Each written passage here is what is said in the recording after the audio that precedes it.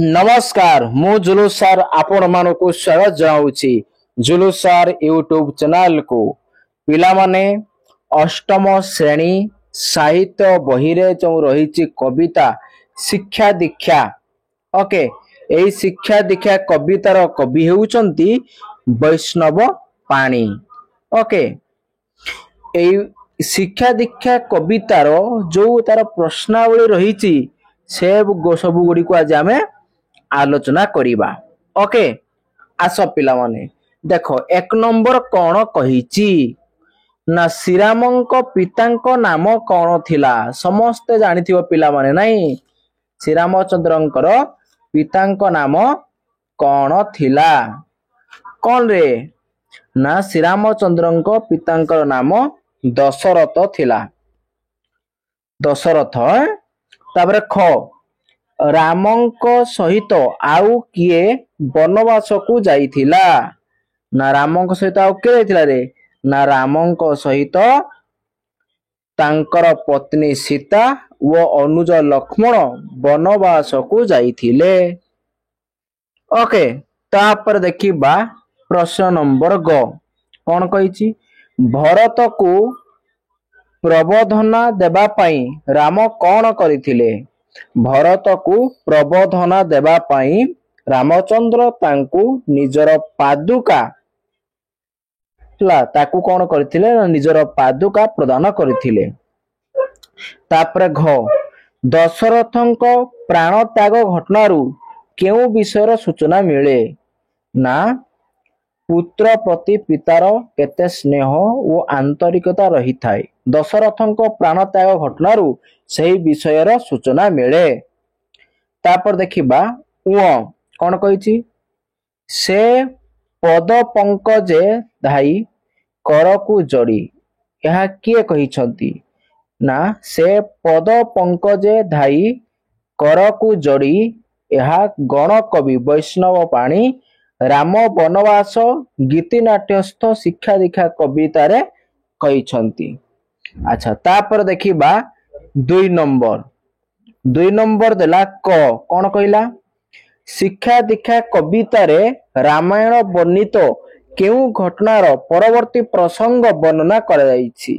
शिक्षा दीक्षा कविता रे रामायण वर्णित राम वनवास घटनार परवर्ती प्रसंग वर्णना करा जाइछि तापर देखिबा ख भाई रे स्नेह केमंत देखिलो कह एठारे केउ केउ भाईंक विषय रे कहा जाइछि भाई रे स्नेह केमंत देखिले कह प्रसंग रे राम लक्ष्मण राम भरत मध्य रे रहितिबा अपूर्व भातृ स्नेह विषय रे कहा जाइछि तापर देखिबा ग चित्त दृढ़ करिबा निमंते कवि परामर्श देबार कारण कौन चित्त दृढ़ कले सांसारी मनीष आउ मोहमायर दुख कष्ट पाइबो नाही प्रत्येक दुख को सहीबार शक्ति मनरे आसीबो तेणु कवि चित्त को दृढ़ करिबा निमंते परामर्श देइछंती तापर देखिबा घ कौन कहला ना कवि कहार दास हेबा पई अभिलाष पोषण करिछंती कवि वैष्णव पाणी मर्यादा पुरुषोत्तम तथा तांकर आराध्य श्रीरामंकर दास हेबा पई अभिलाष पोषण करिछंती तापर देखिबा कहा करुणारू हनुमान सुवर्ण गड़ को जिणी पारिथिले प्रभु रामचंद्रंक करुणारू हनुमान सुवर्ण गड़ को जिणी पारिथिले कारण हनुमान सदा सर्वदा निजर प्रभु रामचंद्र को स्मरण करुथिले तापर देखिबा 3 नंबर कौन कहिछि 100 रु 120 शब्द मध्य तल प्रश्न गुड़िकर उत्तर लिखिबा कर देला प्रश्न शिक्षा दीक्षा कवितारू आमर जहा जहा शिक्षा करिवार अछि वर्णना करी लिखिबा अच्छा गण कवि वैष्णव पाणी ओडिशार नृत्य संगीत व लोक कला को अपूर्व छंदरे रुधिमंत करिथिले निजर दुख जातना को से पछरे पकाई रंगमंच रे ଗୀତିନାଟ୍ୟ ଉପସ୍ଥାପନା କରିବାରେ ଗୌରବ ଅର୍ଜନ କରିଥିଲେ। ନିଜର ପ୍ରତିଭା ସାଧନା ବଳରେ ସେ ବହୁ ଗୀତିନାଟ୍ୟ, ପାଲା, ଭଜନ, ଜଣାଣ ଇତ୍ୟାଦି ରଚନା କରିଥିଲେ। ତାଙ୍କର ରଚନା ଲାଳିତ୍ୟ ଓ ଅପୂର୍ବ ଶବ୍ଦ ସଂଯୋଜନା ଉଭୟ ପାଠକ ଓ ଦର୍ଶକଙ୍କୁ ବିମୋହିତ କରିଥାଏ। ତାଙ୍କ ରଚିତ ଗୀତିନାଟ୍ୟ ଗୁଡ଼ିକରେ ମେଘନାଦ ବଧ, ରଙ୍ଗସଭା, କାର୍ତ୍ତବୀର୍ଯ୍ୟ ସଂହାର, ପ୍ରହ୍ଲାଦ ଚରିତ, ରାମ ବନବାସ, କର୍ଣ୍ଣ ବଧ, ଦକ୍ଷ ଯଜ୍ଞ ଇତ୍ୟାଦି ବହୁ ଜନପ୍ରିୟ। ଆଲୋଚ୍ୟ କବିତାଟି ରାମ ବନବାସ ଗୀତିନାଟ୍ୟର ଅଂଶବିଶେଷ। କବି ବୈଷ୍ଣବ ପାଣି ପୌରାଣିକ କଥାବସ୍ତୁ ଉପସ୍ଥାପନା କରିବାକୁ ଯାଇ ସମାଜକୁ ସୁସ୍ଥ ସୁନ୍ଦର ହେବା ପାଇଁ ପରାମର୍ଶ ଦେଇଛନ୍ତି। ଏକ ନୈତିକ ଜୀବନ ଯାପନ କରିବାକୁ ସେ ଭିନ୍ନ ଉଦାହରଣ ମାଧ୍ୟମରେ ଦେଇଥିବା ଶିକ୍ଷାକୁ ଆହୁରି ପ୍ରାଞ୍ଜଳ ଓ ସ୍ପଷ୍ଟ କରିଛନ୍ତି। ଉକ୍ତ କବିତାରେ କବି ପ୍ରସଙ୍ଗ ଗୁଡ଼ିକରେ ପିତୃଭକ୍ତି, ଭାତୃସ୍ନେହ, ଶେଷରେ ମୋହମାୟାର ବନ୍ଧନ ବାନ୍ଧି ହୋଇଥିବା ମଣିଷକୁ ଚେତାବନୀ ଶୁଣାଇଛନ୍ତି। ପିତୃଭକ୍ତି ରଘୁବୀର ରାମଚନ୍ଦ୍ର ପିତୃଭକ୍ତିର ଅମଳିନ ସ୍ୱାକ୍ଷର ଥିଲେ। ସେ ପିତୃ ଆଜ୍ଞାକୁ ଯଥାର୍ଥ ଭାବରେ ପାଳନ କରିବା ପାଇଁ 14 ବର୍ଷ ବନବାସ ଯାଇଥିଲେ। ରାଜ୍ୟାଭିଷେକ ଆୟୋଜନ ବେଳେ ସେ ପିତାଙ୍କ ସତ୍ୟ ରକ୍ଷା ଉପରେ ଅଧିକ ଗୁରୁତ୍ୱ ଦେଇଥିଲେ। ପିତୃ ସତ୍ୟ ରକ୍ଷା କରିବାକୁ ଯାଇ ସେ ବନକୁ ଗମନ କରିଥିଲେ। ରାମଚନ୍ଦ୍ରଙ୍କ ନିକଟରେ ପିତୃଭକ୍ତି ଓ ନିଜ ବଂଶର ମର୍ଯ୍ୟାଦା ଅଧିକ ଗୁରୁତ୍ୱପୂର୍ଣ୍ଣ ଥିଲା। ପିତାଙ୍କର ସତ୍ୟ ରକ୍ଷା କରିବା ତାଙ୍କ ଜୀବନର ବ୍ରତ ଥିଲା। ଗଣକବି ରାମଚନ୍ଦ୍ରଙ୍କ ପରି ପିତୃଭକ୍ତ ହେବା ପାଇଁ ସମସ୍ତଙ୍କୁ ପରାମର୍ଶ ଦେଇଛନ୍ତି। ପିତାଙ୍କ କଥାର ମର୍ଯ୍ୟାଦା ରକ୍ଷା କରିବାକୁ ଯାଇ ଯଦି ଭିକ୍ଷା ମାଗିବାକୁ ପଡ଼େ ତାହେଲେ ସେଥିରେ ଦ୍ୱିଧା ପ୍ରକାଶ କରିବା ଉଚିତ ନୁହେଁ। ପିତା ହେଉଛନ୍ତି ସମସ୍ତ ଧର୍ମର ନିୟାମକ। ପିତା ହେଉଛନ୍ତି ସ୍ୱର୍ଗ। ସେହି ପିତାଙ୍କର ସେବା ପୂଜା କଲେ ସବୁ ଦେବତାଙ୍କର ଆଶୀର୍ବାଦ ଲାଭ ପାଇପାରିବ। ତେଣୁ ସମାଜକୁ ପରାମର୍ଶ ଦେଇ କବି କହିଛନ୍ତି ଯେ ପିତୃଭକ୍ତି ରୂପକ ଧାର୍ମିକ ପଥରୁ କେବେ ହେଲେ ବିଚ୍ୟୁତ ହୁଅ ନାହିଁ। ତାପରେ ଦେଖିବା ଭାତୃସ୍ନେହ। ଅଯୋଧ୍ୟା ରାଜ ପରିବାରରେ ଭାଇ ଭାଇର ସ୍ନେହ ଥିଲା ଅତୁଟ। ବଡ଼ ଭାଇ ରାମଚନ୍ଦ୍ରକୁ ସାନ ଭାଇ ଲକ୍ଷ୍ମଣ ଓ ଭରତ ଆଜ୍ଞାବହ ଭାବରେ ସେବା କରି ଆସୁଥିଲେ। ରାମ ବନବାସ ଯିବାକୁ ବାହାରିଥିବାରୁ ଲକ୍ଷ୍ମଣ ତାଙ୍କ ସହିତ ବନକୁ ଯାଇଥିଲେ। ସେହିପରି ରାମଚନ୍ଦ୍ରକୁ ବନରୁ ଫେରାଇ ଆଣିବା ପାଇଁ ଭରତ ଚେଷ୍ଟା କରିଥିଲେ। ଶେଷରେ ସେ ରାମଚନ୍ଦ୍ରଙ୍କ ଠାରୁ ପାଦୁକା ଆଣି ତାଙ୍କୁ ସିଂହାସନ ଉପରେ ଉପସ୍ଥାପନ କରି ତାଙ୍କର ସେବକ ରୂପେ ରାଜ୍ୟ ଶାସନ କରିଥିଲେ। କବିଙ୍କ ମତରେ ଅଯୋଧ୍ୟାର ରାଜକୁମାର ମାନଙ୍କ ପରି ଭାଇ ଭାଇ ମଧ୍ୟରେ ସ୍ନେହ ଓ ଭକ୍ତିର ସମ୍ପର୍କ ସ୍ଥାପନ କର। ବୃଥା ଅହଙ୍କାର ନ କରି ଭାଇ ଭାଇର ସୁଖ ଦୁଃଖର ସମଦୁଃଖୀ ବା ସମସୁଖୀ ହୁଅ। ତାପରେ ଦେଖିବା ପତିବ୍ରତା। ସୀତା ଥିଲେ ରାଜନନ୍ଦିନୀ ଓ ରାଜବଧୂ। ମାତ୍ର ସ୍ୱାମୀ ପିତୃସତ୍ୟ ରକ୍ଷା ପାଇଁ ବନକୁ ଯିବା ସମୟରେ ସେ ତାଙ୍କ ସହିତ ବନକୁ ଯାଇଥିଲେ। ସ୍ୱାମୀଙ୍କୁ ଛାଡ଼ି ରାଜପୁରୀର କୌଣସି ସୁଖକୁ ସେ କାମନା କରିନଥିଲେ। ବରଂ ପତିବ୍ରତା ଧର୍ମ ପାଳନ କରି ସେ ସ୍ୱାମୀଙ୍କର ଅନୁଗାମିନୀ ହୋଇଥିଲେ। କବି ସୀତାଙ୍କର ଉଦାହରଣ ଦେଇ ମହିଳାମାନଙ୍କୁ ଉପଦେଶ ଦେଇ ସୀତାଙ୍କ ପରି ପତିବ୍ରତା ହେବା ପାଇଁ ପରାମର୍ଶ ଦେଇଛନ୍ତି। ପତିବ୍ରତା ହେଲେ ମହିଳାମାନେ ଯେ ଯଶସ୍ୱିନୀ ହୋଇପାରିବେ ଏହାକୁ କବି ଉପଦେଶ ଛଳରେ ବୁଝାଇଛନ୍ତି। ପୁତ୍ର ସ୍ନେହ। ଦଶରଥ ପୁତ୍ର ସ୍ନେହରେ ଅନ୍ଧ ହୋଇ ନିଜର ସତ୍ୟ ପଥରୁ ଦୂରେଇ ଯିବାକୁ ଚାହୁଁଥିଲେ। ମାତ୍ର ରାମଚନ୍ଦ୍ର ପିତାଙ୍କର ସତ୍ୟ ରକ୍ଷା ପାଇଁ ବନଗମନ କରିଥିଲେ। ରାମଚନ୍ଦ୍ର ବନକୁ ଯିବା ପରେ ଦଶରଥ ପୁତ୍ର ଶୋକରେ ଅଧୀର ହୋଇ ପ୍ରାଣତ୍ୟାଗ କରିଥିଲେ। କବି ଚେତାବନୀ ଶୁଣାଇ କହିଛନ୍ତି ସଂସାରୀ ମଣିଷ ମୋହମାୟାର ବନ୍ଧନରେ ବାନ୍ଧି ହୋଇ ବହୁ ଦୁଃଖ ଭୋଗ କରେ। ସଂସାରୀ ମଣିଷ ଜାଗତିକ ବନ୍ଧନରୁ ଦୂରେଇ ଯାଇପାରେ ନାହିଁ। ସେ ଯେତେ ସତର୍କତାର ସହିତ ପାଦ ପକାଇ ଚାଲିଲେ ବି ସଂସାର ରୂପକ ଖସଡ଼ା ରାସ୍ତାରେ ପାଦ ଖସିଯିବାର ବହୁତ ସମ୍ଭାବନା ରହିଛି। ଏହି ପରିପ୍ରେକ୍ଷୀରେ ମନକୁ ଦୃଢ଼ କରିବା ପାଇଁ କବି ପରାମର୍ଶ ଦେଇଛନ୍ତି। କାରଣ ମନକୁ ସ୍ଥିର ଓ ଦୃଢ଼ ନ ରଖିଲେ ସଂସାରୀ ମଣିଷ କେବେ ହେଲେ ନିଜକୁ ଯଥାର୍ଥ ବାଟରେ ପରିଚାଳିତ କରିପାରେ ନାହିଁ। କବି ପୌରାଣିକ କଥାବସ୍ତୁ ମାଧ୍ୟମରେ ସାମାଜିକ ଜୀବନ ଅତିବାହିତ କରୁଥିବା ମଣିଷମାନଙ୍କୁ ଉପରୋକ୍ତ ପରାମର୍ଶ ଦେଇଛନ୍ତି। କବିଙ୍କର ସେହି ଶିକ୍ଷଣୀୟ ପରାମର୍ଶ କଳତୀର୍ଣ୍ଣ ପରି ମନେ ହୋଇଥାଏ। ତାପରେ ଦେଖିବା ଖ କଣ କହିଲା। ଖ ପ୍ରଶ୍ନ ଦେଲା ରାମାୟଣର ବର୍ଣ୍ଣନା ଅନୁସାରେ ପିତା ପୁତ୍ର ସମ୍ପର୍କ ଏବଂ ଭାଇ ଭାଇର ସମ୍ପର୍କ ବିଷୟରେ ଆଲୋଚନା କରି ଲେଖିବା। ଗଣ କବି ବୈଷ୍ଣବ ପାଣି ଉତ୍କଳ ଭାରତୀଙ୍କର ଜଣେ ସୁଯୋଗ୍ୟ ସନ୍ତାନ। ସେ ନିଜର ପ୍ରତିଭା ବଳରେ ବହୁ ପାଲା, ଗୀତିନାଟ୍ୟ, ଭଜନ, ଜଣାଣ ଲେଖିଛନ୍ତି। ତାଙ୍କ ଦ୍ୱାରା ରଚିତ ଗୀତିନାଟ୍ୟ ଗୁଡ଼ିକ ମଧ୍ୟରେ ମେଘନାଦ ବଧ, ରଙ୍ଗ ସଭା, କାର୍ତ୍ତବୀର୍ଯ୍ୟ ସଂହାର, ପ୍ରହ୍ଲାଦ ଚରିତ, ରାମ ବନବାସ, କର୍ଣ୍ଣ ବଧ, ଦକ୍ଷ ଯଜ୍ଞ ଇତ୍ୟାଦି କୃତି ଅବିସ୍ମରଣୀୟ। ସେହି ସବୁ ଗୀତିନାଟ୍ୟରେ ପୌରାଣିକ କଥାବସ୍ତୁର ବର୍ଣ୍ଣନା କରିଥିଲେ ମଧ୍ୟ ସେ ସମାଜର ସର୍ବକାଳୀନ ଦିଗକୁ ବର୍ଣ୍ଣନା କରିଛନ୍ତି।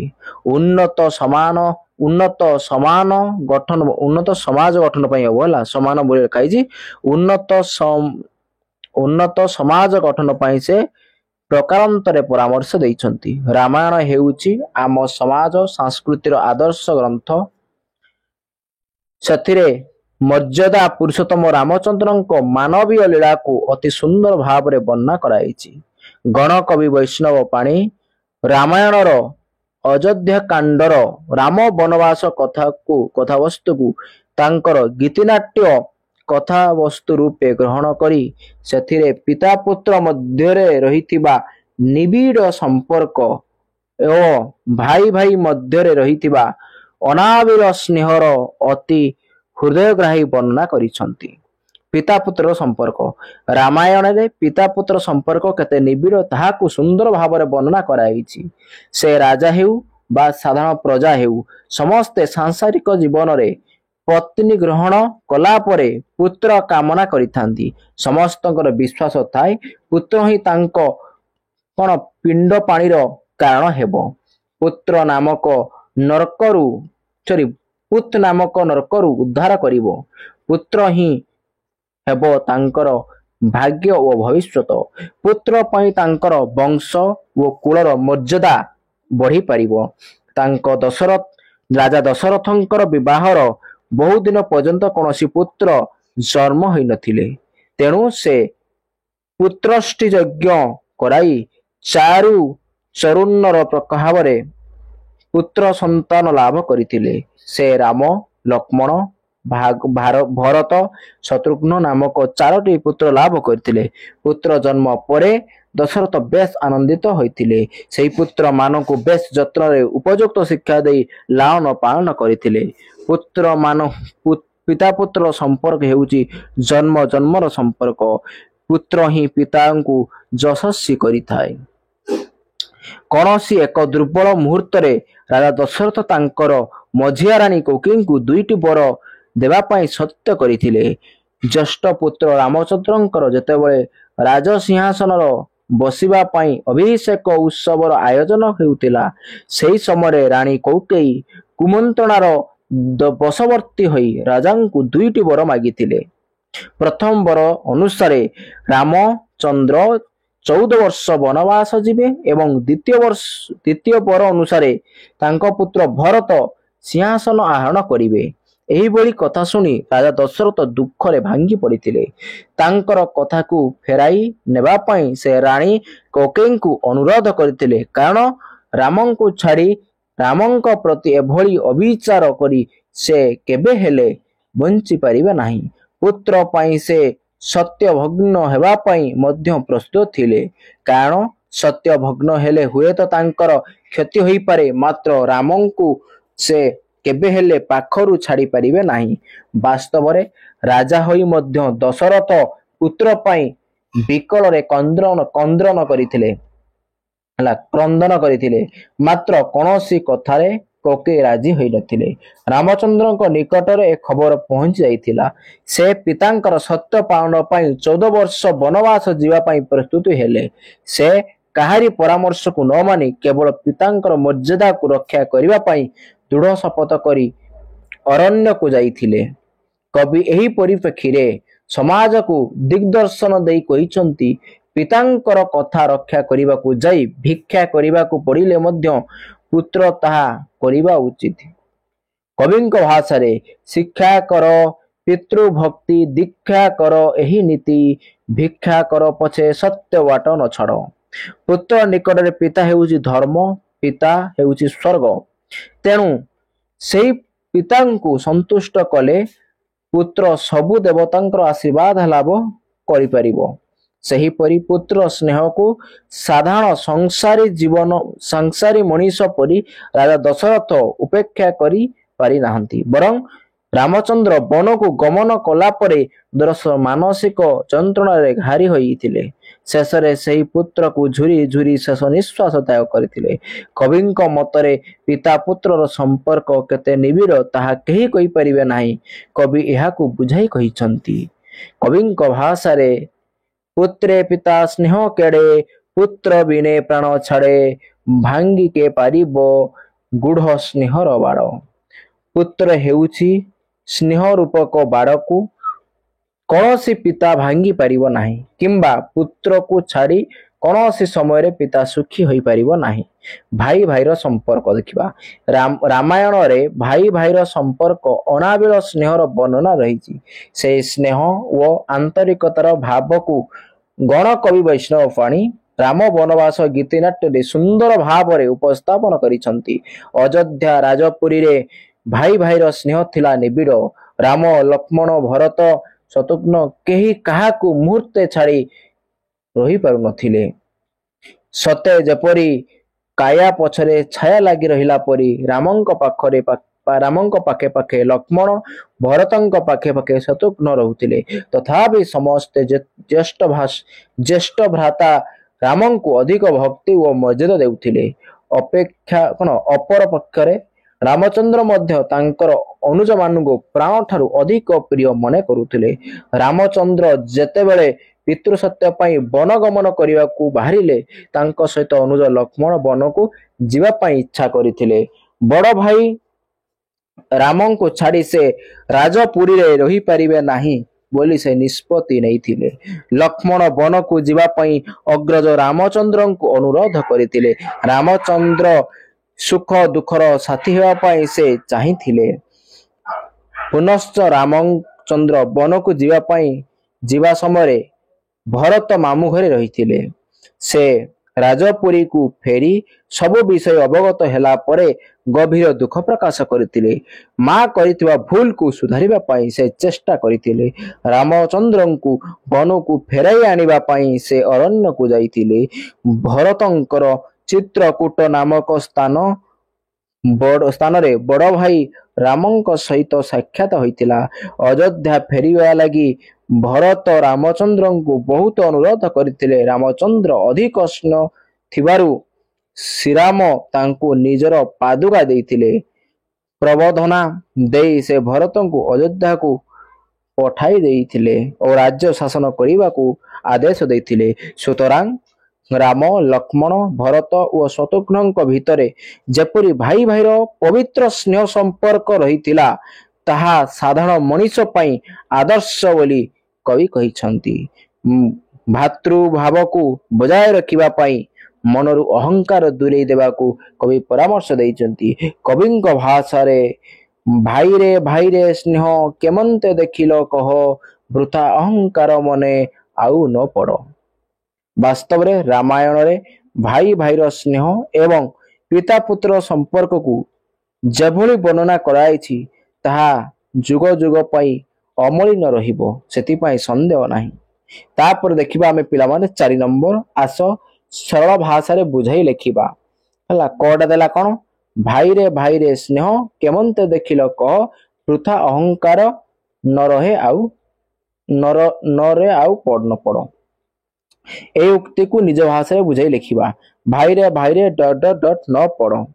ସଶିକ୍ତ ପଦ୍ୟାଂଶଟି ଗଣକବି ବୈଷ୍ଣବ ପାଣିଙ୍କ ରାମ ବନବାସ ଗୀତିନାଟ୍ୟସ୍ଥ ଶିକ୍ଷା ଦୀକ୍ଷା କବିତାରୁ ଆସିଅଛି।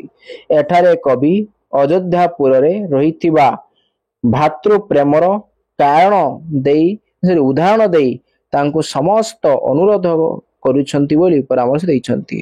କବି ବୈଷ୍ଣବ ପାଣି ରାମ ବନବାସ କଥାକୁ ବର୍ଣ୍ଣନା କରିବା ଅବକାଶରେ ଏଭଳି କହିଛନ୍ତି। ପିତୃ ସତ୍ୟ ରକ୍ଷା ପାଇଁ ରାମଚନ୍ଦ୍ର 14 ବର୍ଷ ବନବାସ ଯିବାକୁ ବାହାରିଲେ। ଅଗ୍ରଜ ରାମଚନ୍ଦ୍ରଙ୍କ ବନବାସ ଯିବା କଥା ଶୁଣି ଅନୁଜ ଲକ୍ଷ୍ମଣ ତାଙ୍କ ସହିତ ବନକୁ ଯିବାକୁ ବାହାରିଲେ। ସେମାନଙ୍କ ମଧ୍ୟରେ ଅର୍ଥାତ ରାମଚନ୍ଦ୍ର ଲକ୍ଷ୍ମଣଙ୍କ ଭିତରେ ଭାତୃ ପ୍ରେମ ଏତେ ଅଧିକ ଥିଲା ଯେ ରାମ ବିନା ଲକ୍ଷ୍ମଣ ରାଜପୁରୀରେ ରହିପାରିବାକୁ ଇଚ୍ଛା କଲେ ନାହିଁ। ବଡ଼ ଭାଇକୁ ଅରଣ୍ୟରେ ସଦାବେଳେ ସାହାଯ୍ୟ କରିବାକୁ ଲକ୍ଷ୍ମଣ ମଧ୍ୟ ବନକୁ ଯାଇଥିଲେ। ସେହିପରି ଭରତ ମାମୁଁ ଘରୁ ଫେରିଲା ପରେ ବଡ଼ ଭାଇ ରାମଚନ୍ଦ୍ରଙ୍କ ବନକୁ ଯିବା ଘଟଣା ଅବଗତ ହୋଇଥିଲା ପରେ ଏହି କପଟ ପାଇଁ ସେ ମାତା କୈକେୟୀଙ୍କୁ ଧିକ୍କାର କରିଥିଲେ। ଆଉ କାଳ ବିଳମ୍ବ ନ କରି ରାମଚନ୍ଦ୍ରଙ୍କୁ ରାଜପୁରୀକୁ ଫେରାଇ ଆଣିବା ପାଇଁ ଭରତ ବନକୁ ଯାଇଥିଲେ। ଚିତ୍ରକୂଟ ନାମକ ସ୍ଥାନରେ ସେ ରାମଚନ୍ଦ୍ରଙ୍କୁ ଭେଟିଥିଲେ। ରାମଚନ୍ଦ୍ରଙ୍କୁ ଅଯୋଧ୍ୟା ଫେରାଇ ଆଣିବା ପାଇଁ ଅନୁରୋଧ କରିଥିଲେ। ମାତ୍ର ରାମଚନ୍ଦ୍ର ଭ୍ରାତା ଭରତଙ୍କୁ ବୁଝାଇ ସୁଝାଇ ଅଯୋଧ୍ୟାକୁ ପଠାଇ ଦେଇଥିଲେ। ଭରତ ବାଧ୍ୟ କରିବାରୁ ରାମଚନ୍ଦ୍ର ତାଙ୍କୁ ନିଜର ପାଦୁକା 2ଟି ପ୍ରଦାନ କରିଥିଲେ। ଅଯୋଧ୍ୟାକୁ ଫେରିବା ପରେ ଭରତ ଶ୍ରୀରାମଙ୍କ ପାଦୁକାକୁ ସିଂହାସନରେ ସ୍ଥାପନ କରି ଶ୍ରୀରାମଙ୍କ ସେବକ ଭାବରେ 14 ବର୍ଷ କାଳ ରାଜ୍ୟ ଶାସନ କଲେ। ଗଣକବି ଲକ୍ଷ୍ମଣ ଓ ଭରତ ମାଧ୍ୟମରେ ଭାତୃଭକ୍ତିର ଯଥାର୍ଥ ଉଦାହରଣ ଦେଇ ଭାଇ ଭାଇର ସମ୍ପର୍କକୁ ଯଥାର୍ଥ ଭାବରେ ବର୍ଣ୍ଣନା କରିଛନ୍ତି। ପୁନଶ୍ଚ ରାମଚନ୍ଦ୍ରଙ୍କର ମଧ୍ୟ ତାଙ୍କ ସାନ ଭାଇର ଲକ୍ଷ୍ମଣ ଓ ଭରତଙ୍କ ପ୍ରତି ଅନୁରୂପ ସ୍ନେହଭାବ ରହିଥିଲା। ଭାଇ ପାଇଁ ଭାଇ ମନରେ ଅପୂର୍ବ ତ୍ୟାଗ ଭାବ ଥିଲା। କବିଙ୍କର ମନରୁ ବୃଥା ବଡ଼ିମା ବା ଅହଙ୍କାରକୁ ଦୂରେଇ ନେବା, ଭାତୃତ୍ୱ ଭାବରେ ବୁଡ଼ି ରହିଲେ ଜୀବନରେ ଆଉ କୌଣସି ପ୍ରକାର ଦୁଃଖ ଅଶାନ୍ତି ରହିବ ନାହିଁ। ତାପରେ ଦେଖିବା ଖ ପିଡ଼ିନା ମନକୁ କେଭେ ଜଡ଼ି ମାୟା ମୋହ ଲୋଭେ, ସବୁ ସୁଖ ମିଳେ ଚିତ୍ତ କରିଲେ ଦୃଢ଼। ପିଡ଼ିନା ମନକୁ କରିଲେ ଦୃଢ଼। ସଶିକ୍ତ ପଦ୍ୟାଂଶଟି କବି ଗଣକବି ବୈଷ୍ଣବ ପାଣିଙ୍କ ଜନପ୍ରିୟ ଗୀତିନାଟ୍ୟ ରାମ ବନବାସରେ ସଂଯୋଜିତ ଶିକ୍ଷା ଦୀକ୍ଷା କବିତାରୁ ଆସିଅଛି। ଏଠାରେ କବି ସଂସାରର ମୋହମାୟାରେ ବୁଡ଼ି ରହି ଦୁଃଖ ଭୋଗ କରିବାକୁ ମଣିଷମାନଙ୍କୁ ସର୍ବକାଳୀନ ଚେତାବନୀ ଜଣାଇଛନ୍ତି। ସଂସାରୀ ମଣିଷ ସଂସାରର ସୁଖ ପାଇଁ ବହୁ କଷ୍ଟ ବରଣ କଲେ। ସଂସାରର ପ୍ରତ୍ୟେକ ସଦସ୍ୟର ଦୁଃଖ କଷ୍ଟକୁ ନିଜ ହୃଦୟରେ ସେ ଅନୁଭବ କଲେ। ଫଳରେ ସେହି ମୋହମାୟା ହେତୁ ତା ଜୀବନରେ ଦୁଃଖ ଅଶାନ୍ତି ଲାଗି ରହିଥାଏ। ଏହି ପ୍ରସଙ୍ଗରେ କବି କହିଛନ୍ତି ଯେ ଯଦି ଦେବତା ଧରାପୃଷ୍ଠରେ ଜନ୍ମ ନେଇ ସଂସାରୀ ହୁଅନ୍ତି ତାହାହେଲେ ସେ ମଧ୍ୟ ଦୁଃଖ ଅଶାନ୍ତି ଭୋଗ କରିଥାନ୍ତି। ଯେତେ ସାବଧାନତାର ସହିତ ପାଦ ପକାଇଲେ ମଧ୍ୟ କୌଣସି ସମୟରେ ସଂସାର ରୂପକ ଖସଡ଼ା ରାସ୍ତାରେ ପାଦ ଖସିଯିବାର ସମ୍ଭାବନା ଥାଏ। ତେଣୁ କବି ସଂସାରୀ ମଣିଷମାନଙ୍କୁ ମୋହମାୟାରେ ଜଡ଼ି ରହି ମନକୁ ପୀଡ଼ିତ ନ କରିବା ପାଇଁ ପରାମର୍ଶ ଦେଇଛନ୍ତି। ନିଜର କର୍ମ ଉପରେ ଦୃଢ଼ ଓ ଭଗବାନଙ୍କ ଉପରେ ଅଖଣ୍ଡ ବିଶ୍ୱାସ ରଖିଲେ ଆଉ କୌଣସି ପ୍ରକାର ଦୁଃଖ ରହିବ ନାହିଁ। ତେଣୁ ମନକୁ ଦୃଢ଼ କରିବା ଉପରେ କବି ବିଶେଷ ଗୁରୁତ୍ୱ ଦେଇଛନ୍ତି।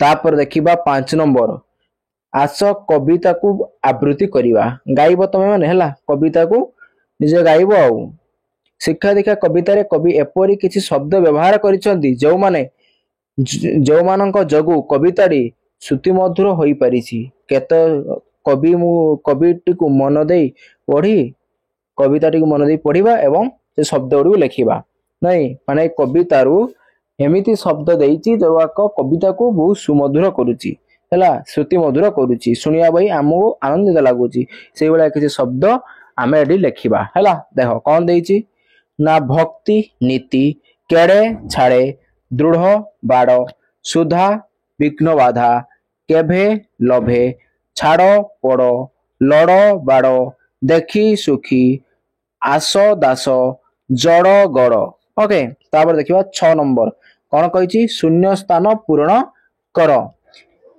शिक्षा कर पितृभक्ति डैश भिक्षा कर पछे सत्य बाट न छाड़ आको डैश रे कौन पूर्ण करिबा ना शिक्षा कर पितृभक्ति दीक्षा कर एही नीति भिक्षा कर पछे सत्य बाट न छाड़ तापर देखिबा ख कौन देला ख देवता होइथिले सुधा न छड़ाई विघ्न बाधा जेते सावधाने गले खसई गड़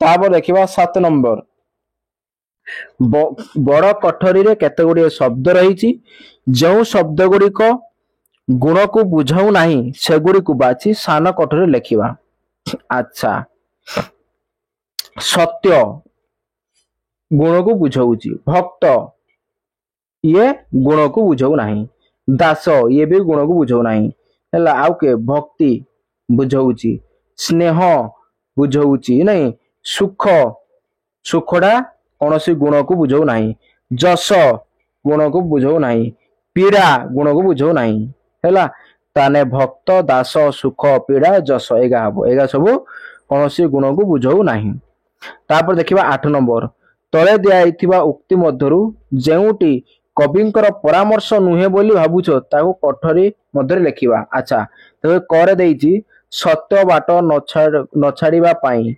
अहंकारे न पड़िबा पाई चित्त दृढ़ न करिबा पाई सुजस लड़िबा पाई एटा कोन हबो रे पिलारा उत्तर हबो चित्त दृढ़ न करिबा पाई एटा कहि नाहंती कवि नहीं तापर देखिबा 9 नंबर कोन कहिछि स्नेहर बाड़ ममतार डर स्नेहर सूता विघ्नर बाधा भाई भाई पिता पुत्र मोह माया दृढ़ चित्त भक्ति सत्य हला एई सब शब्द को नेकी हमें उडे कोन कविताटी रचना करिबा देखो कविताटी रचना कले कोन हबो स्नेहर बाड़ परिवार लागिछि ममतार डर स्नेहर सूता पिता माता सभी को कही प्रिय कथा न देई मने विघ्न बाधा भाई भाई रे प्रिय सदा पिता पुत्र रे थाए प्रिय संसार एहा माया मोह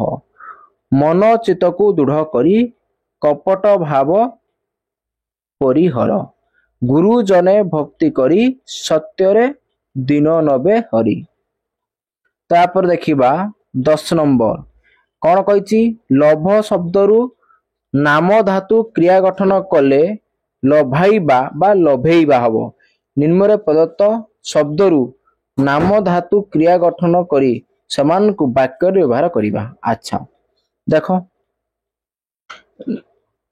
देखो कौन हबो शब्द नाम धातु क्रिया वाक्य हैला कौन हबो फर्स्ट बाट बाटर कौन हबो बाटेइबा हैला बाटइबा वाक्य गठन करले कौन हबो नुआ पिला को बाटइबा पाई मु हरि को पठाइली तबरे गड़ गड़ेइबा काहारी पछरे गड़ाइले केही बड़ हुए नाही मन मनेइबा पिलांको मनेइबा लागी शिक्षक बहुत चेष्टा कले आखि आखेइबा पर द्रव्य को आखेइबा उत्तम व्यक्तिर लक्षण नुहे हाथ हातेइबा निजर कार्य सिद्धि पाई से तुमको हातेइछि तापर देखिबा 11 नंबर कोन कहिछि ना एका भली शुभुथिबा अलगा अर्थ रे केते गुडे शब्द तळे लेखाइछि समानंक स्पष्ट अर्थ प्रकाश करिबा निमंते ସେମାନଙ୍କୁ ବାକ୍ୟରେ ବ୍ୟବହାର କର। ଆଚ୍ଛା, ଅର୍ଥ ଲେଖିବା, ବାକ୍ୟ ଗଠନ କରିବା ନାଇଁ, ସରି ଅର୍ଥ କରିବା ପାଇଁ ବାକ୍ୟ ଗଠନ କରିବା। ସୁଧା କଣ ହବ? ଦେବତା ମାନେ ସୁଧା ପାନ କରି ଅମର ହୋଇଛନ୍ତି। ସୁଧା, ତୁମେ କାଲି ସୁଧା କଟକ ପଳାଇ ଯିବା ଭଲ। ଆଶା, ପିଲାଟିର ଖାଇବା ଜିନିଷରେ ଆଶା ରହିଛି। ହେଲା, ଆଉ ଗୋଟେ ହଉଛି ଆସ, ଆସ ଘରକୁ ଯିବା। ନୀତି, ସେ ନୀତିଦିନ ବ୍ୟାୟାମ କରେ। ନୀତି, ନୀତିରେ ରହିଲେ ବା ନୀତିରେ ଚାଲିଲେ ତୁମର କ୍ଷତି ହେବ ନାହିଁ। ତାପରେ ଦେଖିବା 12 ନମ୍ବର କଣ କହିଛି? ମୋହମାୟା ବାଧାବିଘ୍ନ ବୋଲି ଆଉ 4ଟି ଯୁଗ୍ମ ଶବ୍ଦ ଲେଖ। କଣ ହବ? ଦୁଃଖ ଯନ୍ତ୍ରଣା, ସୁଖ ସମ୍ପଦ, କ୍ରିୟା କର୍ମ, କଳ କୌଶଳ। ଆଚ୍ଛା, ତାପରେ ଦେଖିବା 13 ନମ୍ବର କଣ କହିଛି? ଲକ୍ଷ୍ମଣଙ୍କ ମାଙ୍କ ନାଁ ସୁମିତ୍ରା। ସୁମିତ୍ରାଙ୍କ ପୁଅ ହେଉଛନ୍ତି ଲକ୍ଷ୍ମଣ, ଗୋଟିଏ ନାଁ ହେଉଛି ସୁମିତ୍ରା ନନ୍ଦନ ନାଇଁ ବା ସୌମିତ୍ରୀ। ସେମିତି ନିଜ ମାଙ୍କ ନାମ ଅନୁସାରେ ନାମ ଧାରଣ କରୁଥିବା ଆଉ 5 ପୌରାଣିକ ଚରିତ୍ରଙ୍କ ନାମ ଲେଖ। ହେଲା, ଆଚ୍ଛା, କୁନ୍ତୀ ପୁତ୍ର କଣ ହବ? କୁନ୍ତୀ ପୁତ୍ର କଣ ହବ? କୁନ୍ତୀ ପୁତ୍ର କୌନ୍ତେଇ। ହେଲା, ବିନତାଙ୍କ ପୁତ୍ର ବୈନ୍ୟତେଇ, ଗଙ୍ଗାଙ୍କ ପୁତ୍ର ଗାଙ୍ଗେୟ, ପୃଥାଙ୍କ ପୁତ୍ର ପାର୍ଥ, ରାଧାଙ୍କ ପୁତ୍ର ରାଧେୟ। ତାପରେ ଦେଖିବା 14 ନମ୍ବର ଭିକ୍ଷା କର ପଛେ ସତ୍ୟ ବାଟ ନ ଛାଡ। ଏହି ଧାଡିର ପ୍ରକୃତ ଅର୍ଥକୁ ନିଜରେ ନିମ୍ନରେ ପ୍ରଦତ୍ତ ଉତ୍ତର ମଧ୍ୟରୁ ବାଛି ଲେଖ। ଆଚ୍ଛା, ଭିକ୍ଷା କର ପଛେ ସତ୍ୟ ବାଟ ନ ଛାଡ। ହେଲା, ତାହେଲେ ଏଇ କ ଖ ଗ ଘରୁ କୋଉଟା ଉତ୍ତର ହବ ନା ଘ ହବ। ଭିକ୍ଷା ମାଗି ବଞ୍ଚିବାକୁ ହେଲେ ମଧ୍ୟ ସତ୍ୟ ବାଟ ଛାଡ ନାହିଁ। ଇଏ ଥିଲା ପିଲାମାନେ ତମର ଲାଷ୍ଟ କ୍ୱେଶ୍ଚନ। ହେଲା, ତେଣୁ ଯୋଉମାନେ ବି ଆମ ଚ୍ୟାନେଲକୁ ନୂଆ କରି ଆସିଛ, ଚ୍ୟାନେଲକୁ ସବସ୍କ୍ରାଇବ କରିବ, ପାଖରେ ଥିବା ଘଣ୍ଟି ବେଲକୁ ଦବେଇ ଦବ, ଯାହା ଫଳରେ ଆମର ଏହିଭଳିଆ ଭିଡିଓ ଆପଲୋଡ ହବା କ୍ଷଣି ସର୍ବପ୍ରଥମେ ଆପଣଙ୍କ ପାଖରେ ସୂଚନା ପହଞ୍ଚି ପାରିବ। ଏବଂ ଭିଡିଓକୁ ଫଟାଫଟ ଲାଇକ୍ କରି ପକାଅ, ସାଙ୍ଗସାଥୀ ମାନଙ୍କୁ ସେୟାର କରି ପକାଅ। ହେଲେ ଏବଂ ଯଦି ପ୍ରଥମ ବିଷୟରୁ ଭଲସେ ଦେଖିବା ପାଇଁ ଚାହୁଁଛ ପ୍ଲେ ଲିଷ୍ଟକୁ ଭିଜିଟ କରନ୍ତୁ। ହେଲା, ଆଜି ରଖିବା ଏଇଠି। Bye bye.